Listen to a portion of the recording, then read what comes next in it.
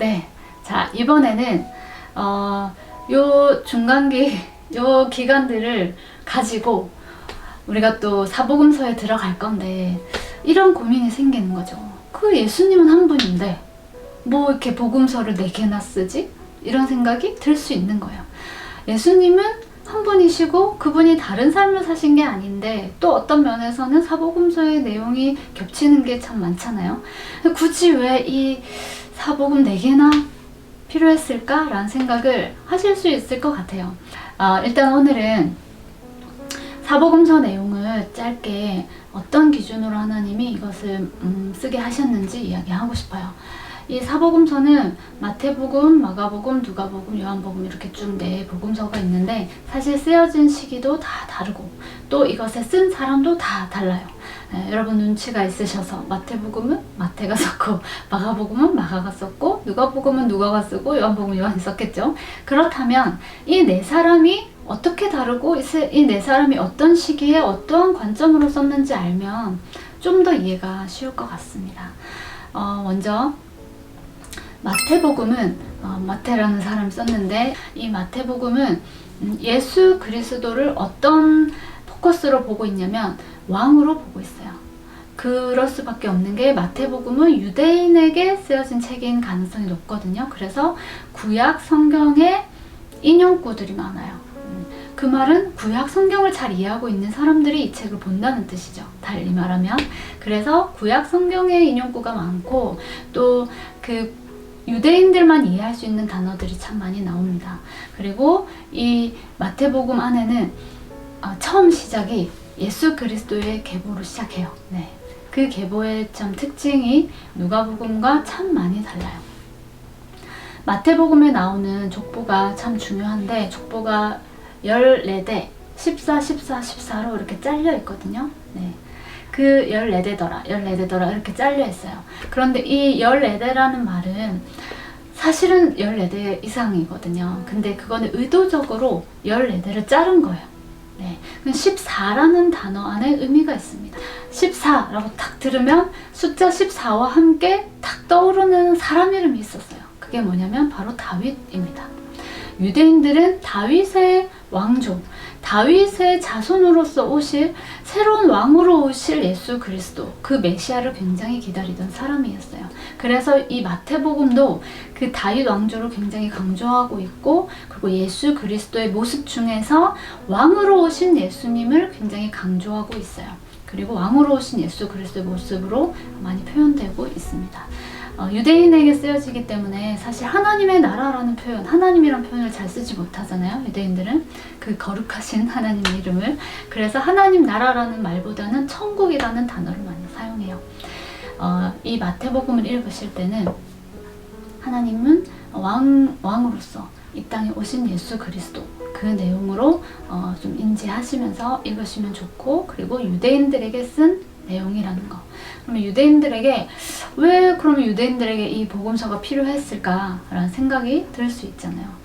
유대인들에게는 이런 질문이 있을 수 있어요. 이 초기 교회가 세워지고 그리고 그 교회가 만들어져 가고 또 유대인뿐만 아니라 이방인들도 들어오고 있는 그 어떤 그 과도기적인 상황들, 마태복음이 쓰여지는 시간에 그때에 교회는 어떠해야 되는지에 대한 교육 지침서 같은 게 필요했던 거예요. 유대인들에게도. 그래서 이 유대인들에게 교회에 대해서 가르치는 이유도 있었고, 그 당시에 유대인들의 시각에서 예수 그리스도를 알려주고 또 가르쳐줄 필요가 있었던 것 같습니다.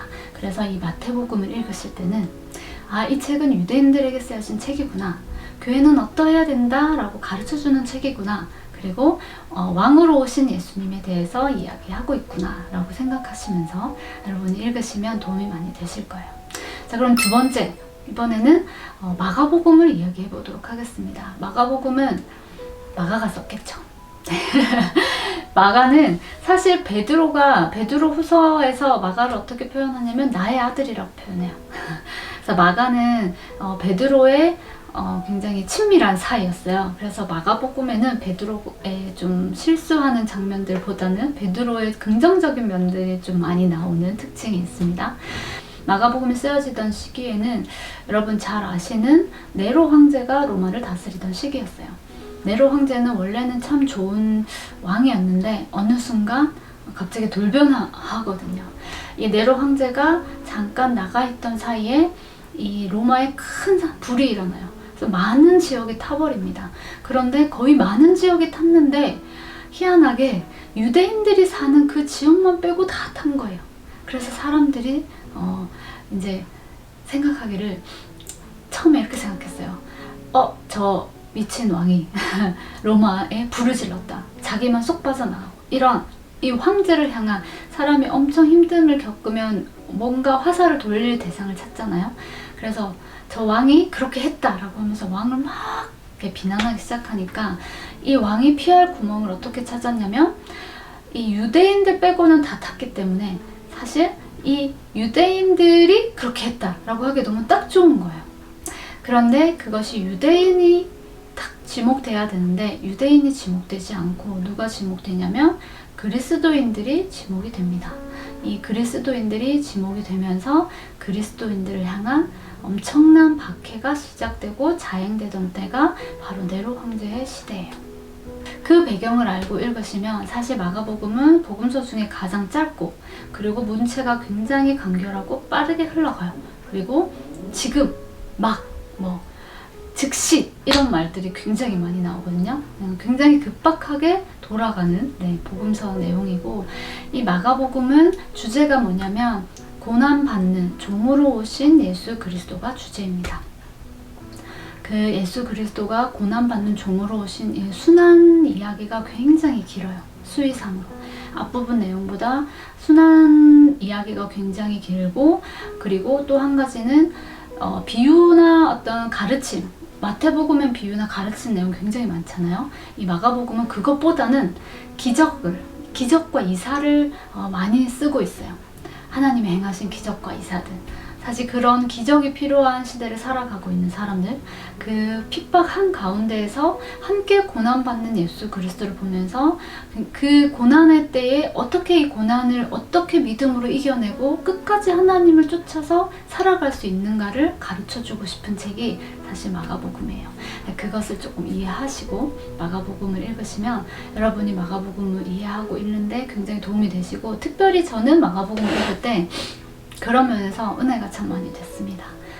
고난 가운데 있는 성도들이 하나님을 쫓아가기 위해서 그 하나님 예수 그리스도 그 종되신 그 고난 가운데 걸어가시는 예수 그리스도를 보고 위로받았을 것 같다는 생각이 참 많이 들었어요.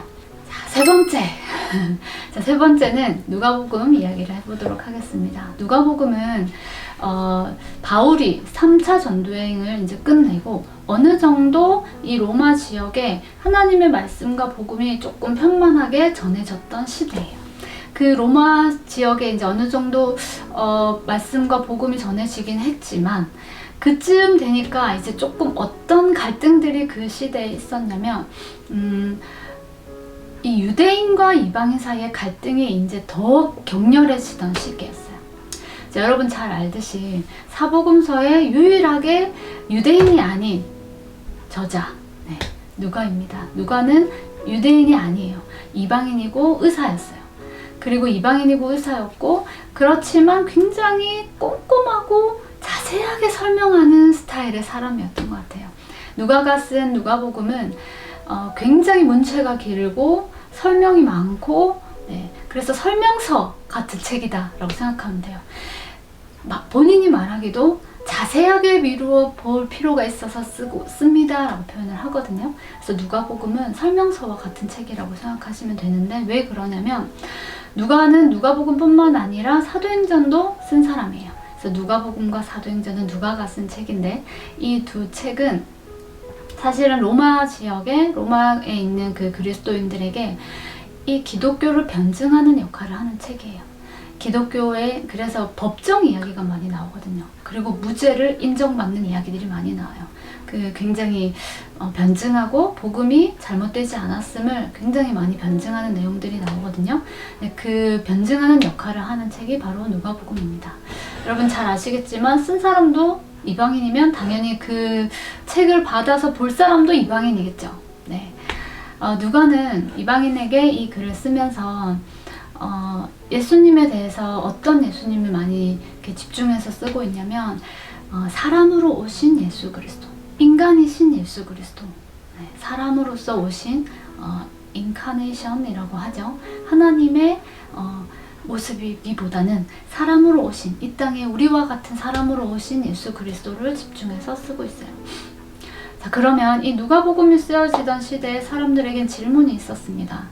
자기들은 바울이 분명히 믿음으로 하나님의 나라의 백성이 될 수 있다고 했는데 자꾸 유대인들이 자격이 없다고 얘기하는 거예요. 너희는 할례도 받지도 않았고 너희는 안 돼. 유대인들 입장에서는 이방인을 받아들이지 못하는 거죠. 계속 그 대립이 있었어요. 그러니까 이 이방인 입장에서는 그러면 과연 누가 하나님 나라의 백성이 될 수 있는가? 그리고 이방인인 우리는 하나님의 나라의 백성이 될 수 없나? 라는 질문이 생기겠죠. 네. 그리고 그 질문에 대한 설명을 굉장히 누가는 자세하게 하고 있어요. 먼저 아까 처음 설명드린 마태복음의 그 족보가 나오죠. 누가복음에도 족보가 나옵니다. 이 누가복음의 족보는 마태복음과 거꾸로예요.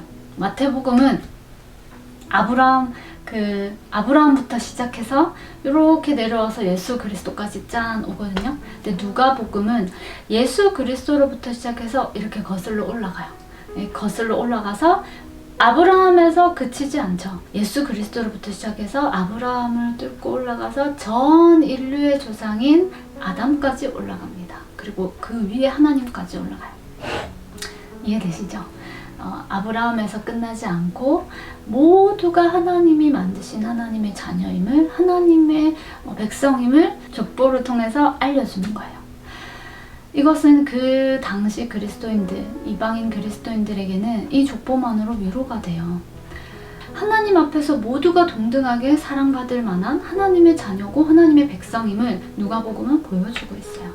그래서 특별히 누가복음은 소외되고 연약하고 가난한 사람들에게 굉장히 많은 관심을 가지고 또 그 당시에 연약한 사람들, 그 관심 밖의 사람들, 그래서 여자라든지 어린아이, 돌아온 탕자 이야기 같은 거, 잃어버린 양, 이런 비유들이 많이 있어요. 가난하고 소외된 사람들에게 예수님이 그 사람, 동일한 사람으로서 다가가셔서 함께 하시는 그 예수님의 모습을 참 많이 보여주고 있습니다. 누가복음을 읽으실 때는 그렇게 하나님의 그 모습보다는 사람의 모습으로 오셔서 그 이방인들에게 또 하나님이 또 사람으로서 찾아가셔서 위로하시고 함께 하시는 그 모습을 좀 기억하시면서 누가복음을 읽으시면, 그리고 그리스도인의 그 복음의 변증을 생각하시면서 여러분이 읽으시면 도움이 되실 거예요. 마지막, 요한복음. 이 요한복음은 이 세 복음서보다는 조금 더 뒤에, 시기적으로 뒤에 쓰여진 책이에요. 한 90년, AD 90년에서 100년 사이 정도, 꽤나 뒤에 요한이 쓴 책입니다. AD 90년에서 100년 사이쯤에는 90년에 기독교와 유대교가 분리되는 사건이 생겨요.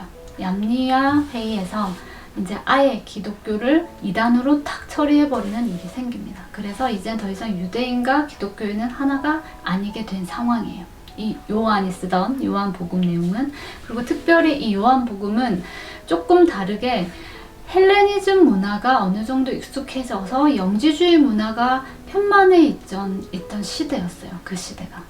영지주의는 가현설이라고 해서 예수님의 인카네이션, 성육신을 인정하지 않았고, 예수님이 완전한 사람이자 완전한 신인 것을 인정하지 못하고, 그분은 그냥 신인 거죠. 신이 인간의 모습으로 오면 안 되는 거예요. 영지주의 입장에서는. 왜냐하면 영지주의 입장에서는 육체는 영혼의 감옥이거든요. 그런데 하나님이 육신의 몸을 입고 오신다? 이게 받아들여지지 않아서 영지주의적인 관점에서 하나님의 그 말씀을 잘못 해석하는 일들이 있었어요. 요한은 그 영지주의에 대해서 대항하는 방편으로 영지주의적인 단어를 사용해서 복음을 많이 설명하고 있습니다. 그래서 요한복음은 좀 어려워요. 좀 어렵고 요한복음 때문에 이단들이 참 많이 생겨나기도 했어요. 실제로. 하지만 요한복음은 그 어느 책보다 굉장히 복음, 그 예수 그리스도에 대해서 잘 설명하고 있고 정말 집중적으로 설명하고 있는 정말 깊이 있는 책입니다. 네. 예수님을 하나님으로 표현한 첫 책이에요. 그리고 그 예수님에 대해서 어떤 모습을 집중해서 표현하냐면 그 예수님은 하나님의 아들, 네. 하나님의 아들 예수 그리스도에 대해서 많이 표현하고 있고, 그 하나님의 아들이신 예수 그리스도가 주는 영생에 대한 이야기를 참 많이 하고 있어요. 그 관점에서 여러분이 요한복음을 읽으시면 좋고, 그 요한복음이 쓰여지던 시대, 영지주의가 판을 치고 그리고 오해가 많이 쌓이던 그 시절에, 그리고 기독교와 유대교가 이제 등을 돌린 그 시기에 쓰여진 책이라는 거 여러분이 아시고 요한복음을 읽으시면 여러분이 요한복음에 대해서 굉장히 이해하는데 폭이 더 넓어지실 수 있습니다. 네. 그리고 요한복음에 대해서 한 가지 더 얘기를 하자면, 요한복음이 쓰여지던 시대는 이제 믿음의 1세대들이 뭐 네로 황제의 박해, 많은 박해들로 정말 예수 그리스도를 경험했던 그 믿음의 1세대들이 많이 죽고, 거의 다 죽고, 이제 직접 예수를 경험하지 못하고 들음으로 믿음을 가진 사람들, 보지 못하고 믿은 사람들의 2세대들이 이제 살아가는 시대예요. 그래서 성경의 그 요한복음에는 보지 않고 믿는 자가 복되다 이런 말 들어보셨죠? 네. 그런 이야기들이 나옵니다. 요한복음의 시대는 그런 믿음의 흔들림이 있을 수밖에 없는 시대. 이제 1세대 믿음의 선배들은 죽고 우리밖에 남지 않았는데, 여전히 사회는 굉장히 그 핍박과 또 이 유대교로부터의 핍박이 좀 있었고, 그리고 영지주의의 핍박이 있었던 그런 아주 혼란의 시대라는 거 여러분이 잘 아시고 읽으시면 요한복음 도움이 많이 되실 거예요. 요한복음 안에 나오는 단어들은 뭐 빛, 생명, 그리고 뭐 빛과 어둠, 이런 대치적인 단어들이 나오거든요. 그것으로 많이 예수님을 표현해요. 이 요한복음은 하나님의 아들로서 오신 예수 그리스도를 이야기하고 있다는 거 여러분이 잘 이해하시고, 이 사복음서를 읽으시면 여러분이 사복음서를 읽는데 도움이 더 많이 되실 거라고 생각합니다.